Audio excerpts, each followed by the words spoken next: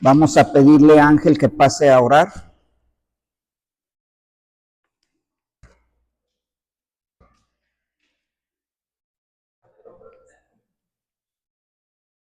Buenos días,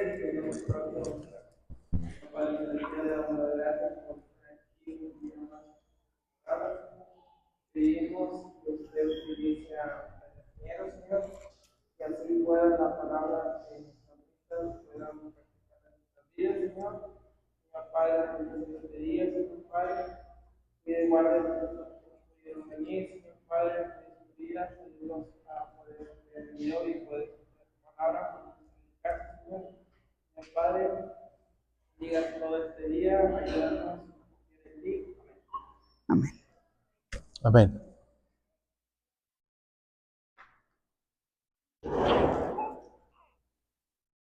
Bueno, quiero decirles que hoy mismo partimos a la ciudad de Saltillo y esperamos ver algunas personas para procurar una edificación, pensar en que ellos están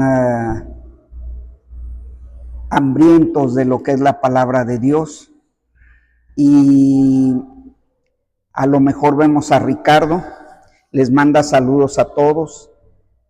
Ha estado, ya saben ustedes, un poquito delicados de salud, pero mejorando, incluyendo a Hugo Guerrero, ha estado mejorando en su salud. Y también les pido apoyo en oración por Héctor Reyes, que hemos tratado de reunirnos, tanto Tomás Reyes, Héctor Reyes y nosotros. Entonces se está procurando acoger a Héctor Reyes, un creyente con un testimonio verdaderamente poderoso. Bueno, vamos a pedirle a Gabriel que nos lea 2 Corintios 9:6.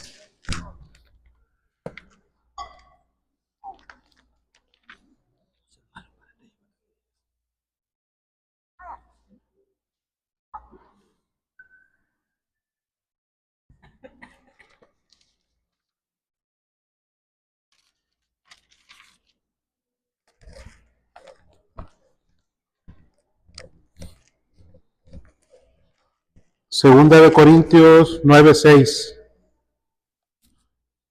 Pero esto digo, el que siembra escasamente también segará escasamente, y el que siembra generosamente, generosamente también segará. Entonces estaba Pablo en un lugar donde eminentemente eran agricultores, y les hace este comentario alusivo a lo que ellos hacen, y nosotros lo titulamos como la regla de oro. Dice, pero esto os digo, el que siembra escasamente también segará escasamente, y el que generosamente, generosamente también segará. Entonces, yo te exhorto, te digo a ti, cuánto estás invirtiendo en la obra de Dios, cuánto de tu vida está con las baterías puestas para desarrollar, buscando primeramente el reino de Dios y su justicia. ¿Y cuánto tiempo le dedicas a otras cosas? A lo mejor a un hobby, a lo mejor a descansar, qué sé yo. Y ahora vamos a tratar sobre este asunto, porque tú sabes lo que dice la palabra de Dios, pero una cosa es que tú sepas, tú tengas la opinión, y otra cosa es que tengas la convicción y que puedas realmente tener el cargo de lo que es el rendimiento al 100%. ¿Qué quiere decir esto? Que si tú depositas un peso en la obra de Dios, te va a regresar 100, al 100 por 1. Esto es lo que representa. Y no podemos confundirnos con el diseño del mundo. El diseño del mundo, un peso es un peso. Y el diseño de Dios te dice que eso no es cierto. Y lo dice cuando la viuda deposita una blanca, pero era lo único que tenía. Deposita una blanca y dice Cristo, esta fue la persona que más aportó. Entonces, no te confundas. No pienses que porque es muy poco lo que tú aportas, es muy poco tiempo, es muy poca energía, ya estás cansado, no quieres hacerlo, pero Dios pone en tu corazón el hacerlo, entonces va a rendir mucho, va a rendir más que aquella persona que le sobra el tiempo, le sobra el dinero, porque no es lo que das, sino lo que tú das, pero que necesitas, que es parte de tu vida, que es parte del aliento de tu vida para seguir haciendo las cosas. Es una bendición el poder estar en el trabajo de Dios. Somos bendecidos y afortunados de estar aquí. El que tú hayas venido a pesar de tu carraspera, Martín, qué bueno. El que lo obligaron a venir y que tuvo que venir, gloria a Dios. El que la verdad no tenía ganas, pero dijo, ¿sabes qué? Sí voy a ir. Le decía una persona, la mamá de un joven, el joven le decía a la mamá, oye mamá, ¿sí puedo faltar a la iglesia? Porque no tengo nada de ganas de ir. Le dije, pues ni modo, Entonces le dice el hijo, ¿entonces puedo faltar? No, ve a la iglesia porque es más grandioso para Dios que vayas sin ganas. Entonces, si vienes porque fuiste obligado, gracias a Dios, pero no es suficiente 2 horas que pasamos aquí. Cantemos, alabamos, oímos, versículos que leemos, pero no hay nada como el tiempo que tú pasas a solas con Dios. Entonces yo te invito a que generosamente tú deposites tu energía, tu salud, las cosas que Dios te ha entregado, para que puedas disfrutar de ese rendimiento del 100 por 1. Todos tenemos necesidad de escuchar la palabra de Dios. ¿Y qué nos dice? Vamos a preguntarle a Gabriel, Romanos 13:8.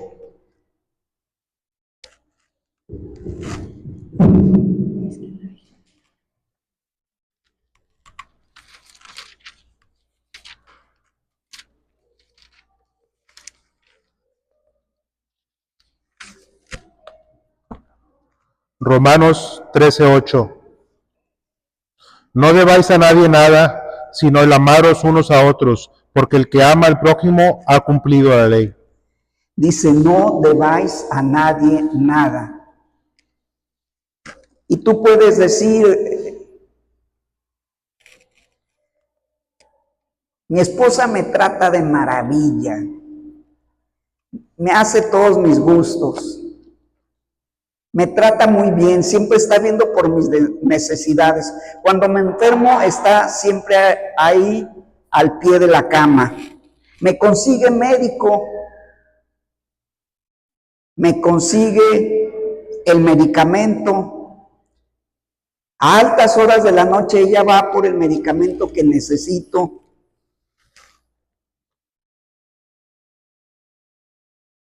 ¿Y tú qué estás dando a cambio? No debáis a nadie nada. Es decir, tú te conviertes en un deudor en tu casa cuando ven por ti, cuando no nomás es de decir, híjole, es que me trata muy bien mi esposo. No, estás en deuda con él. Estás comprometido con él. No debáis a nadie nada. Lucha por tú darle más a tu pareja que lo que tu pareja te da a ti. Esfuérzate por eso y entrégate. Y aunque te parezca poco, que puedas decir, no, es que yo no trabajo, ¿cómo puedo retribuir? Bueno, puedes retribuir cuando Dios te diga cómo lo debes de hacer. Entonces debes de ser sensible, inteligente, sabio, para no deberle a nadie nada. Es una ley que Dios te está dando y Dios te está diciendo, ¿sabes qué? Siembra generosamente. Busca el que tu pareja esté gozosa, esté feliz. Busca que ella pueda decir, híjole, de veras, qué buen marido me tocó. A ver, mujeres, levante la mano quien crea que tiene un buen marido. Y un marido fantástico, ya bajaron, ya no. Bueno, los varones también tienen que entender esto. Entender que necesitamos ser recíprocos. Reciprocidad quiere decir que tú me das algo, yo te doy algo.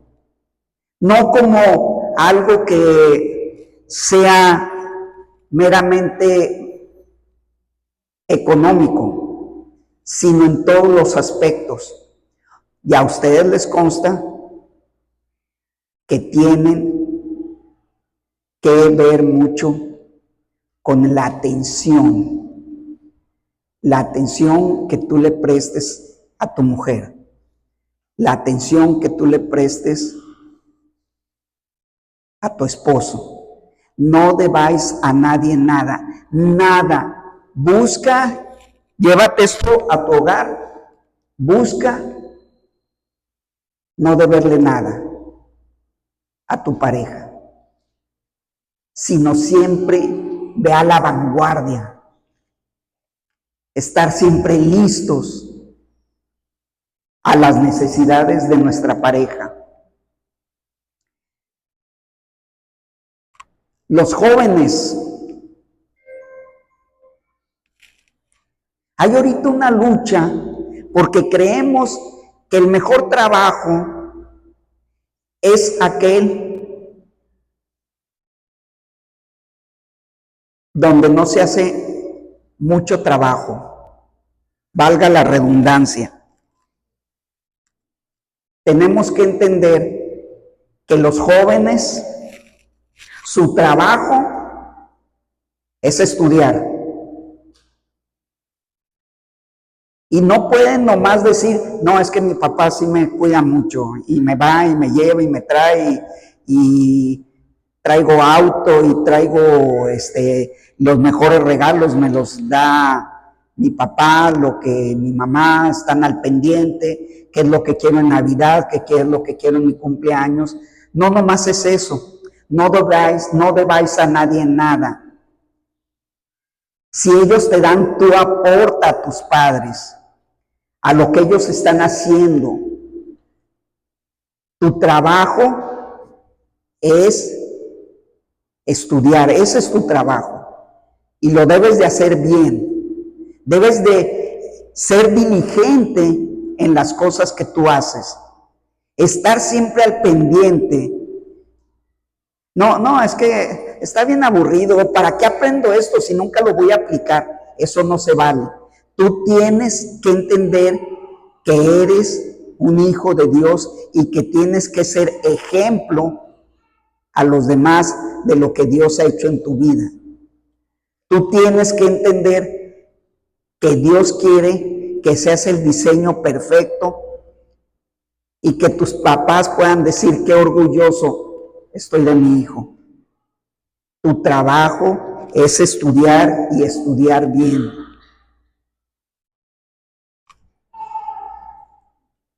¿Cuántos hombres hay que no duran en los trabajos?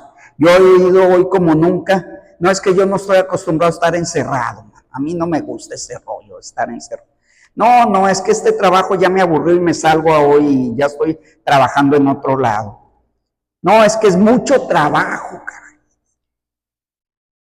Y es parte de lo que nosotros hacemos, dice la Biblia, aún los jefes que son difíciles de soportar, tienes que hacer las cosas como si fueran para Dios. Eso es lo que dice la palabra de Dios. Los difíciles de soportar. Si tú estás en un trabajo, tienes que ser de testimonio para los demás. No andar amargado ni con tu carota de baqueta. No. Dice, estad siempre gozosos, disfrutando de las cosas que hacemos, gozándonos en las cosas que hacemos. Porque el que no disfruta su trabajo, entonces su trabajo se convierte en su trabajo. No tiene que ser muy agradable, tú lo tienes que hacer muy agradable. Tú tienes que lograr que la pases bien en tu trabajo. Y eso te va a dar gozo. Y es difícil, por eso se paga, ¿verdad?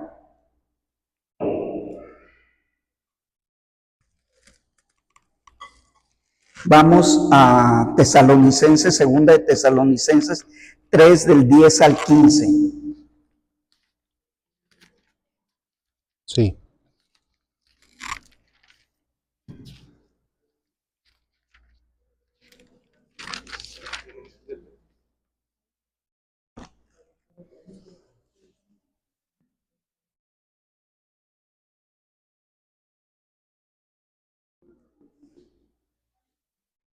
Segunda de Tesalonicenses 3, de 10 al 15.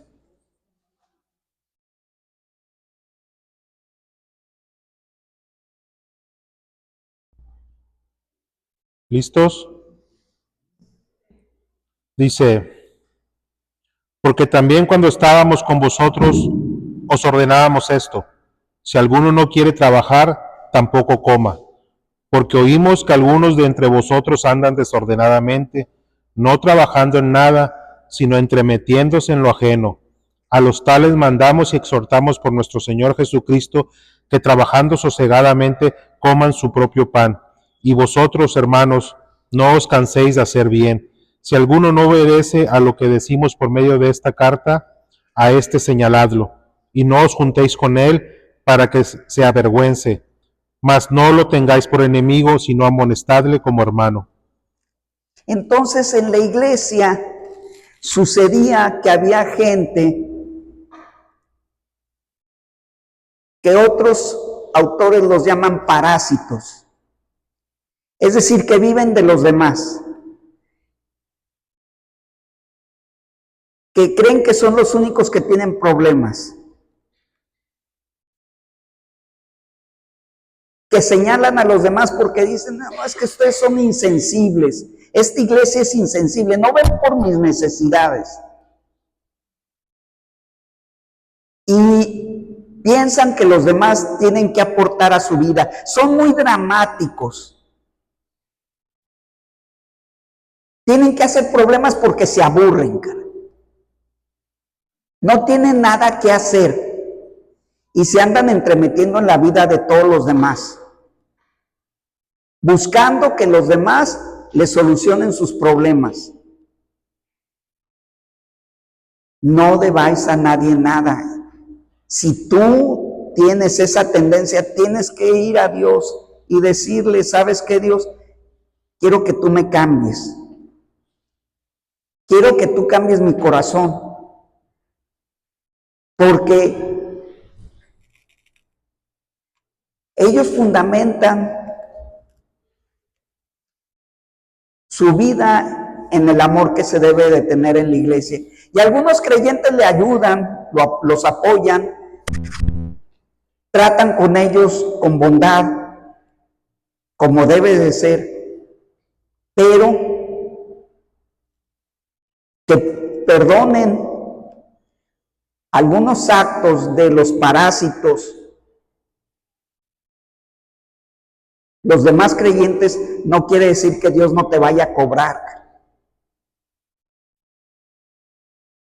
Hubo una persona que primero me pidió para una moto, luego me pidió para un carro, y ninguno de los dos préstamos me los pagó. No estoy resentido ni me afecte nada, pero sí me doy cuenta de ello.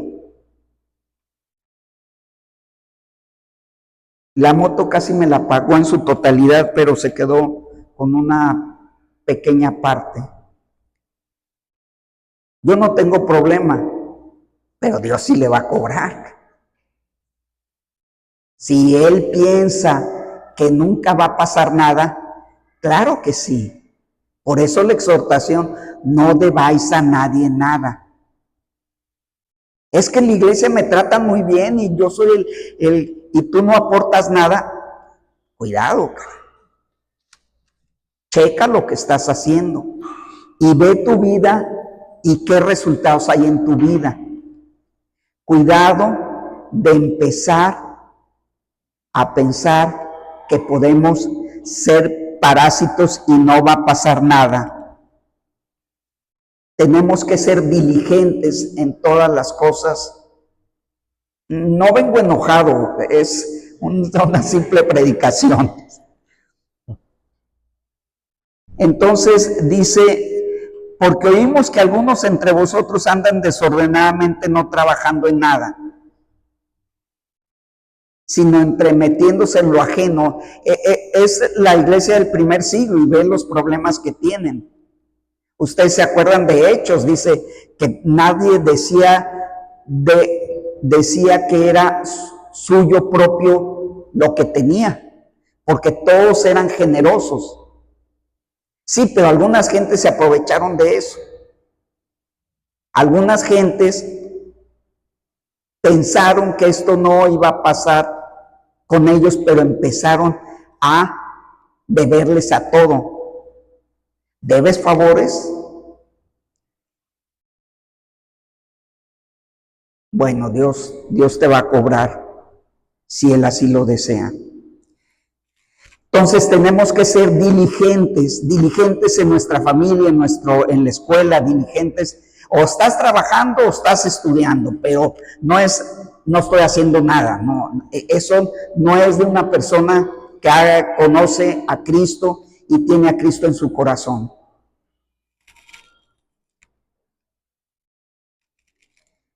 Proverbios 21:5.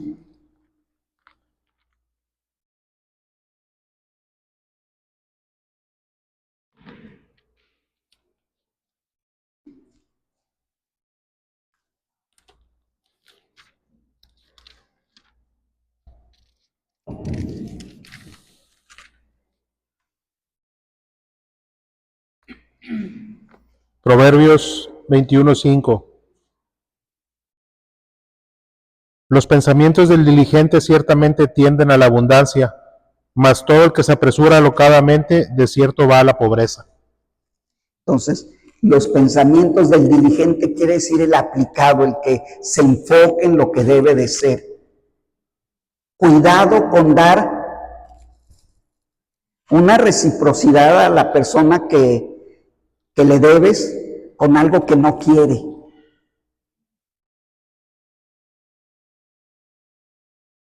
Decía una persona, no, yo no le llevo rosas a mi esposa porque se las come, cara. No le gustaban las rosas.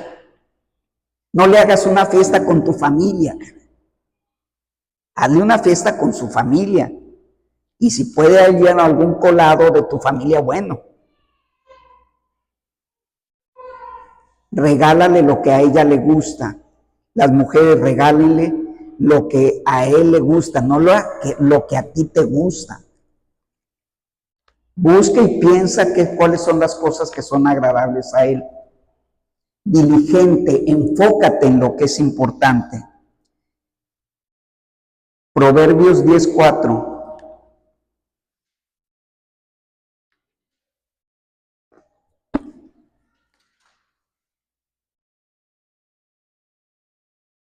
Proverbios 10:4. La mano negligente empobrece, mas la mano de los diligentes enriquece. Bueno, los jóvenes, enfóquense, porque si tú titubeas en los momentos del estudio, vas a batallar y va a traer pobreza a tu vida. Sí, va a traer pobreza a tu vida. Dios es muy bueno, sí, Dios es muy bueno, pero te está exhortando a que te enfoques, a que seas estudioso, a que tengas buenos resultados en tus exámenes, a que con tus maestros tengas una buena relación. Eso quiere decir que tú estás haciendo la voluntad de Dios. Eres parte del testimonio de lo que Dios puede hacer en una persona. La gente debe de hablar de ti como un creyente entregado, como un creyente que tiene su testimonio.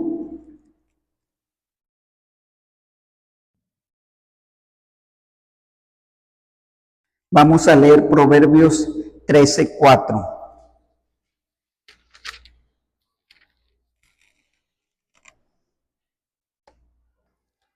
Proverbios 13:4.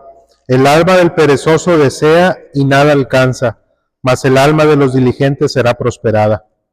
Entonces, hay 1000 ejemplos de nosotros mismos, de cuando no queremos hacer las cosas, de por qué a mí me cargan todo el trabajo, por qué yo tengo que hacer todo, por qué a mi hermano no le dan nada de trabajo, porque yo soy el único que tiene que hacer las cosas en la casa. Puso un ejemplo Ricardo en lo que manda diariamente, y habla de los de Gedeón y cómo vinieron, no me acuerdo si es la tribu de Efraín que va y le reclama y les dice, ¿sabes qué? ¿Por qué no nos dijiste que ibas a pelear con los madianitas? ¿Por qué no nos dijiste? Y en la explicación de Ricardo dice, por supuesto que ellos sabían a dónde iban y no quisieron ir. Y luego van y reclaman. Y es como el hijo que reclama, ay papá, ya sacaste la basura. Ay papá, ay mamá, ya lavaste los trastes. Pues después de 2 horas de haberte dicho, por supuesto que ya los lavó. Entonces nosotros tenemos que ser diligentes y enfocados. No debáis a nadie nada, porque luego Dios te va a cobrar. Entonces estamos, nuestro capital de los creyentes, oye esto, el capital de nosotros son las promesas de Dios. Las promesas de Dios es lo que Dios a nosotros nos hace fuertes. Las promesas de Dios es lo que a la vida del creyente le da una nueva sustancia. Cuando nosotros nos acercamos a las promesas de Dios, las hacemos nuestra, entonces cambia nuestra vida. Tenemos que pensar que por muy feo que esté el escenario para nuestras vidas, que pensemos que no hay salida para nuestras vidas, que lo veamos con grandes tormentas en nuestra vida, obscuridad en nuestro futuro, Dios nos dice, hay esperanza para tu porvenir. Las promesas es lo que nosotros vamos a sembrar, es lo que nos va a dar la riqueza. Las promesas son la bendición de Dios hechas realidad. Nosotros tenemos en las promesas de Dios las bendiciones.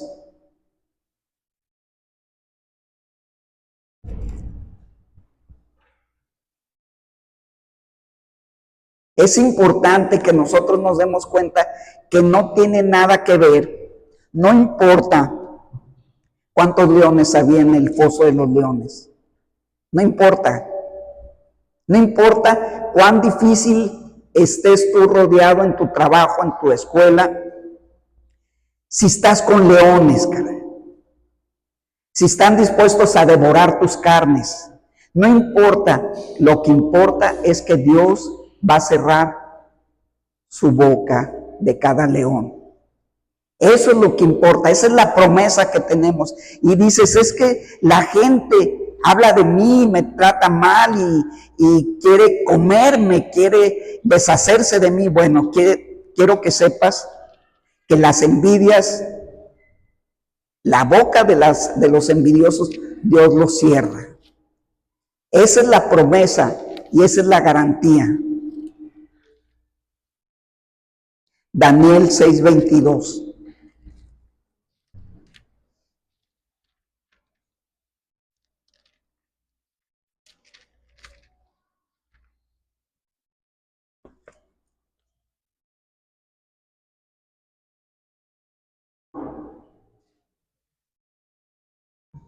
¿Listos? Daniel 6:22. Mi Dios envió su ángel, el cual cerró la boca de los leones para que no me hiciesen daño, porque ante él fui hallado inocente, y aún delante de ti, oh rey, yo no he hecho nada malo. Entonces, ¿quién cerró la boca de los leones? ¿Quién cerró la boca de la gente que habla de ti? De los que te calumnian, de los que te inventan cosas que tú lo sabes que lo hacen por envidia. ¿Quién lo cerró? Lo cerró Dios. No importa cuántos leones, no dice ni siquiera cuántos leones había, pero lo importante es que Dios cerró las fauces de los leones. No importa cuán caliente estaba el horno donde fueron enviados los 3 hebreos. No importa qué tan alto le subieron, en muy tostado lo pusieron, 7 veces más de lo que se debería de calentar, tanto que mató a las personas que arrojaron a esos 3 hebreos, Sadrach, Mesach y Abednego. Los aventaron ahí, pero no importa la llama de fuego, porque ellos salieron como si nada para dar testimonio. Así es que no importa el horno de fuego, lo que importa es la promesa que Dios hizo, porque ellos dijeron, pero sabemos que no tiene ningún despropósito alguno nuestro Dios. Eso es lo importante. No importa que David se haya enfrentado a un gigante, no importa el tamaño de la persona con los que tú te vas a enfrentar, no importa qué tanto pericia tenga la persona, no es importante qué herramientas traiga para la guerra. Lo importante es que Dios te va a dar la victoria. Dios te va a dar la victoria, no importa el tamaño de tu enemigo. Debes de saber que tu enemigo lo tiene Dios en sus manos, y por eso pudo cortar la cabeza David de Goliat. Romanos 8:37.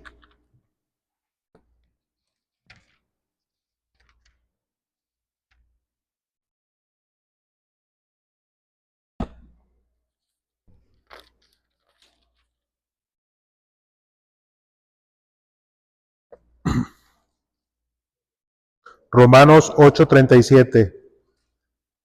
Antes, en todas estas cosas somos más que vencedores por medio de aquel que nos amó.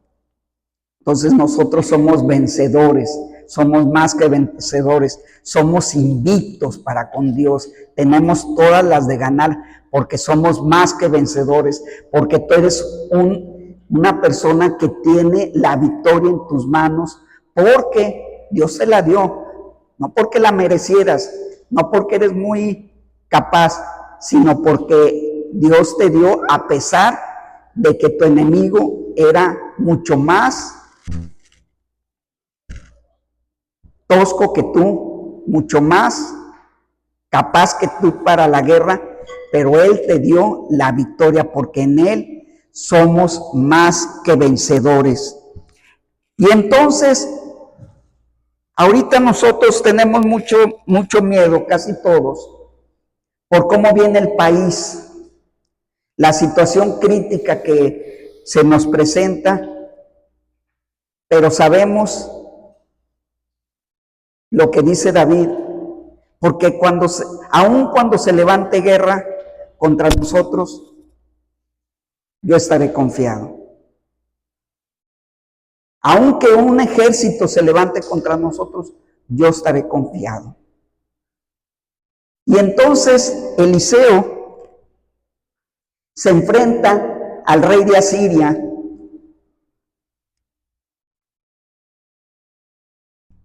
Y entonces el sirviente de Eliseo le dice, mira cuántos vienen contra nosotros.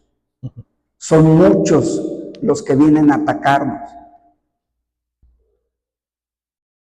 Y entonces Eliseo le dice algo sumamente importante. Vamos a leerlo. Segunda de Reyes 6, 16 y 17.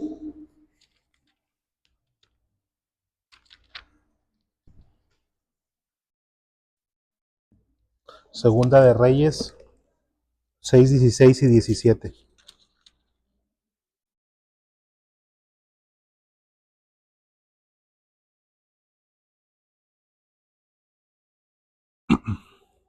Dice, él le dijo, no tengas miedo, porque más son los que están con nosotros que los que están con ellos. Y oró Eliseo y dijo, te ruego, oh Jehová, que abra sus ojos para que vea. Entonces Jehová abrió los ojos del criado y miró. Y he aquí que el monte estaba lleno de gente de a caballo y de carros de fuego alrededor de Eliseo. Yo oro por cada uno de ustedes, porque Dios les dé ojos espirituales y que puedan abrir sus ojos y que se den cuenta que más son los que están con nosotros que los que están con ellos. Que cualquiera que quiera atacar el evangelio, Dios lo va a detener. Porque más son los que están con nosotros. Y dijo Eliseo, yo te pido, Dios, que este hombre abra sus ojos y pueda ver realmente la victoria que se acerca. Y ustedes ya lo han leído, cómo él se lleva al ejército de los sirios, se los lleva, les da de comer y los regresa. Sí. Ese es el poder de Dios, porque Dios es un Dios de victorias, el de nosotros. Pero ¿dónde tenemos las promesas nosotros? En nuestro corazón, para hacer la realidad, para darnos cuenta que no importa el escenario que se presente, sino que importa lo que Dios tiene escrito para ti, esa promesa formidable. Y estaba un hombre que había hecho tanto mal, que se había enojado consigo mismo por quién era, y había mostrado en su vida la bajeza que había en él. Había defraudado a 1000 gentes. Era de la gente que era peor. Pero cuando Cristo pasa, se olvidó de todo eso que él había hecho, de sus fraudes, de sus robos, de que se había aprovechado de la gente, de cosas que había hecho mal. Pero cuando Cristo pasa por cerca de él, le dice, Zaqueo, baja, porque hoy es necesario que yo coma en tu casa. No le importó quién era, Y entonces Zaqueo dice, ¿sabes qué? Voy a regresar todo lo que robé, todo lo que hice, porque Dios cambia el corazón de los hombres, cambia tu corazón, el vicio, el desbalance que tienes, las cosas malas que has hecho, los enojos que has tenido, los robos que has cometido. Dios tiene la capacidad de cambiar. Vamos a leerlo, lo de Zaqueo, que me encanta. Lucas 19, 5 y 8. 19, 5 y 8.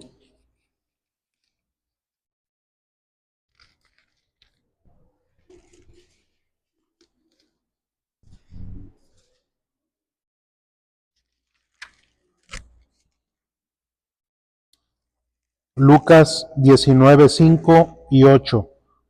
Cuando Jesús llegó a aquel lugar, mirando hacia arriba, le vio y le dijo, Zaqueo, date prisa, desciende, porque hoy es necesario que pose yo en tu casa.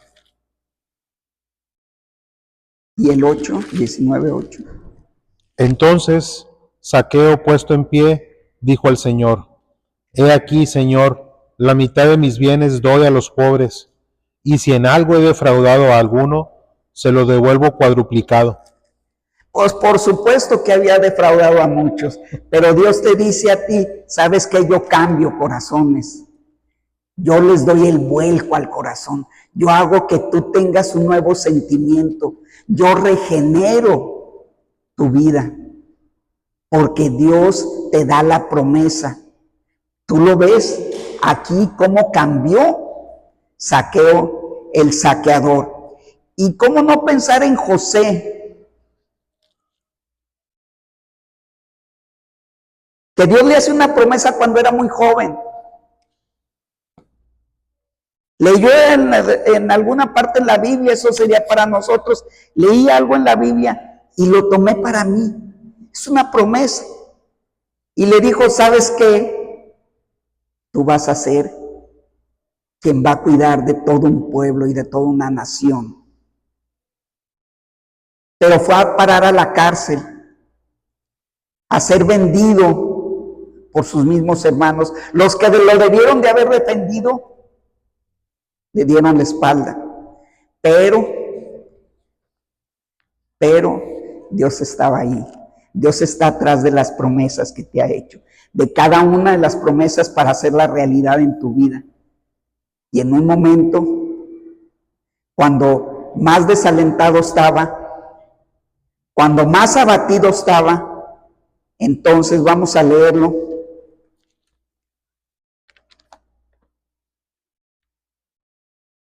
Génesis 41, 41 y 41, 42. Génesis 41, 41 y 42.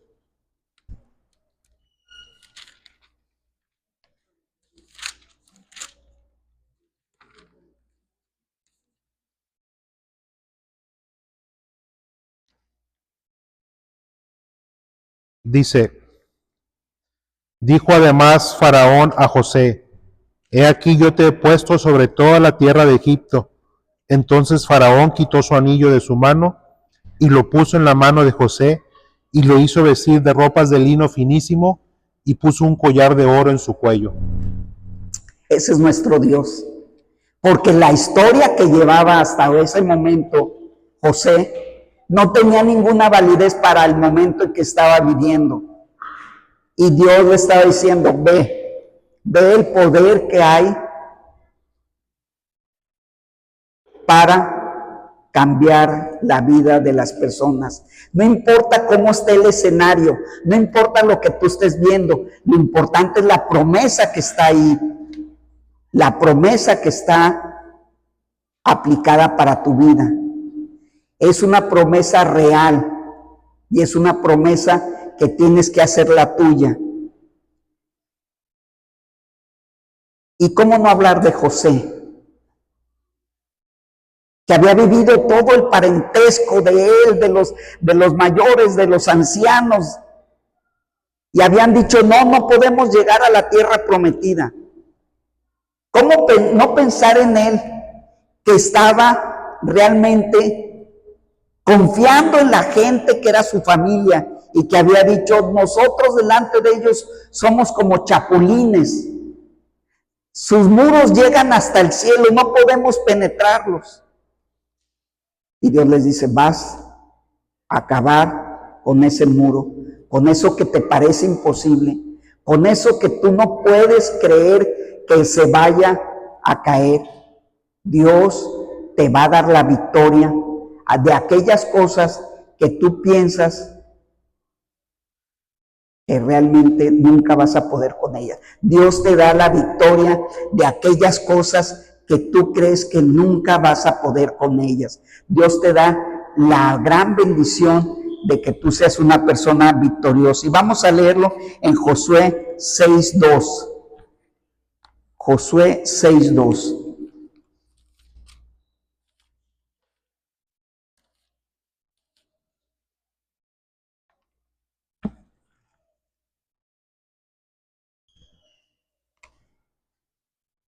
Josué 6:2.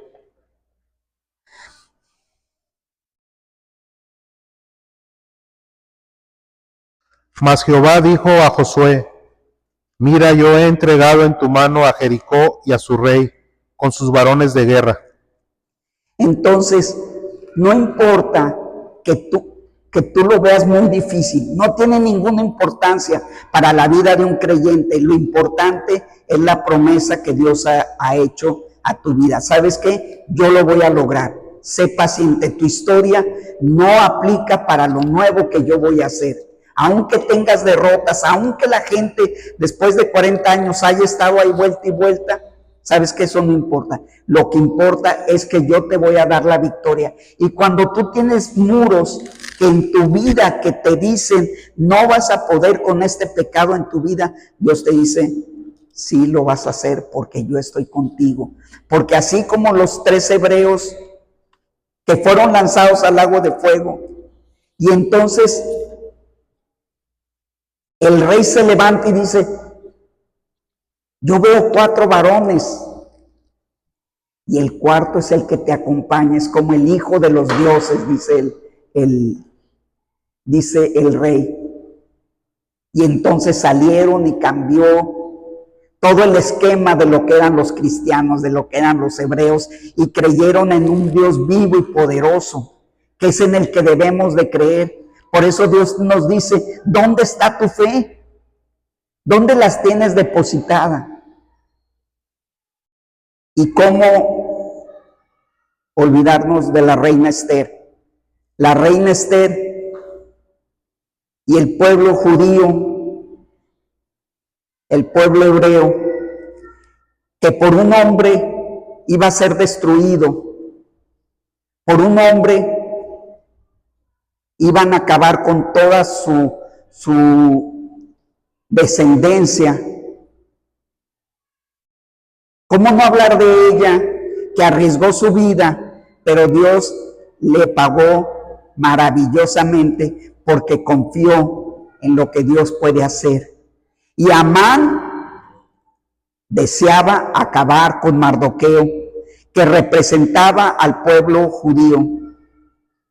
Y entonces decide acabar con ellos y manda cartas que no se podían revocar contra los judíos.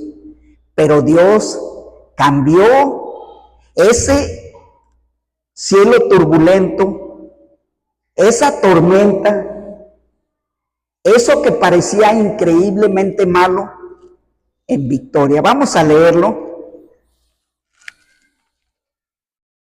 Esther 9:22.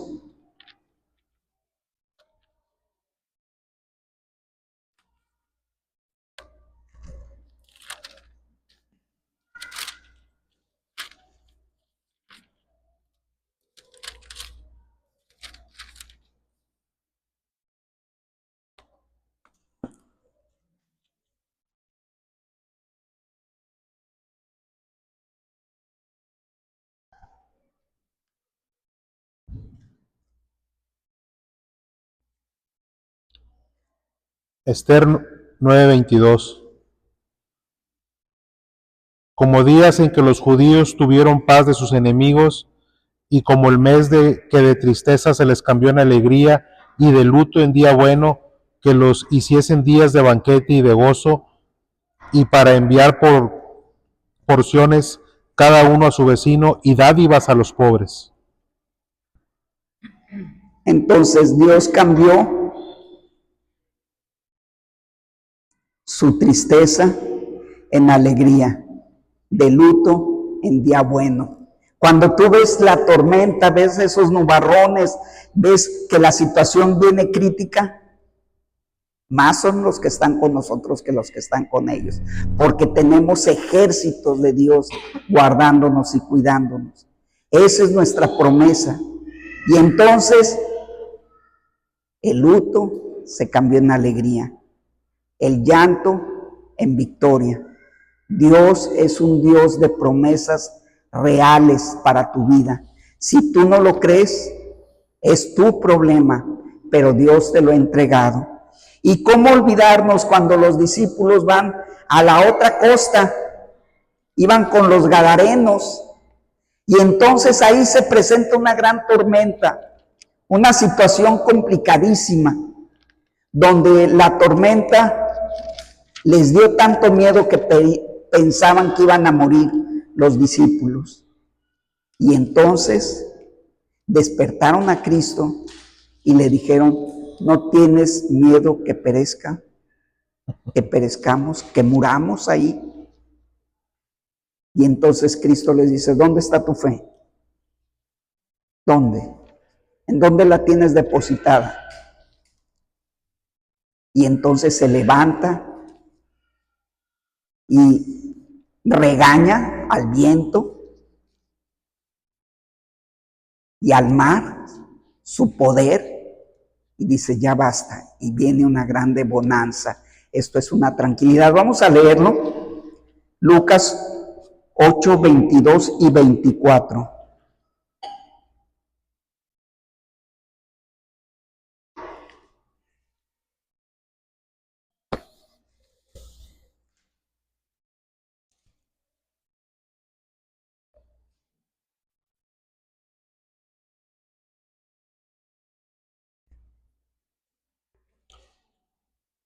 Lucas 8, 22 y 24. Aconteció un día que entró en una barca con sus discípulos y les dijo: pasemos al otro lado del lago, y partieron. Y vinieron a él y le despertaron diciendo: Maestro, maestro, que perecemos. Despertando él, reprendió al viento y a las olas, y cesaron, y se hizo bonanza.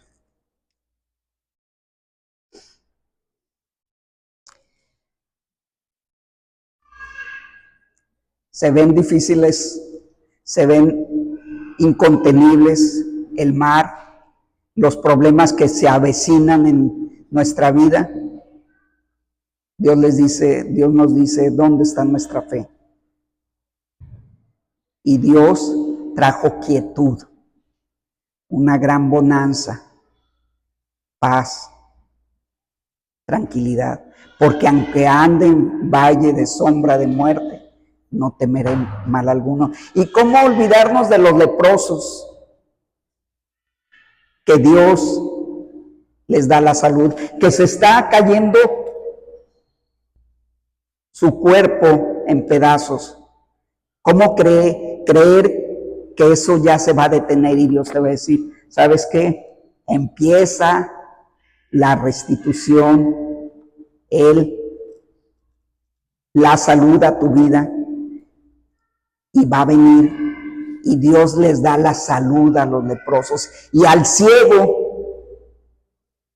y al cojo, y al manco, y a la mujer que padecía de flujo de sangre y que seguramente tenía, según la Biblia lo que nos dice, mucho tiempo de padecer eso, y todo lo había gastado en doctores y nada les había dado resultado. Y tú dices: todo lo que he hecho y nada me ha dado resultado, pero te acercas a Cristo y le dices: Dios, quiero que tú cambies mi vida. Quiero que tú cambies eso. Quiero confiar en tu promesa. Tu promesa está ahí en la palabra de Dios. Búscala y siembra generosamente para que te des cuenta de lo que Dios puede hacer y pueda bendecirte y pueda llevarte de victoria en victoria. Vamos a pedirle a Patricio que pase a orar.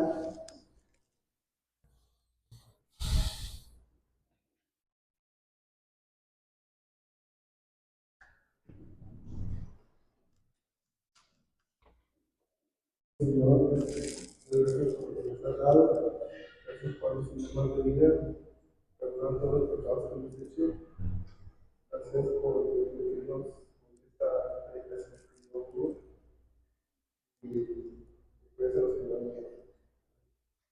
Amén.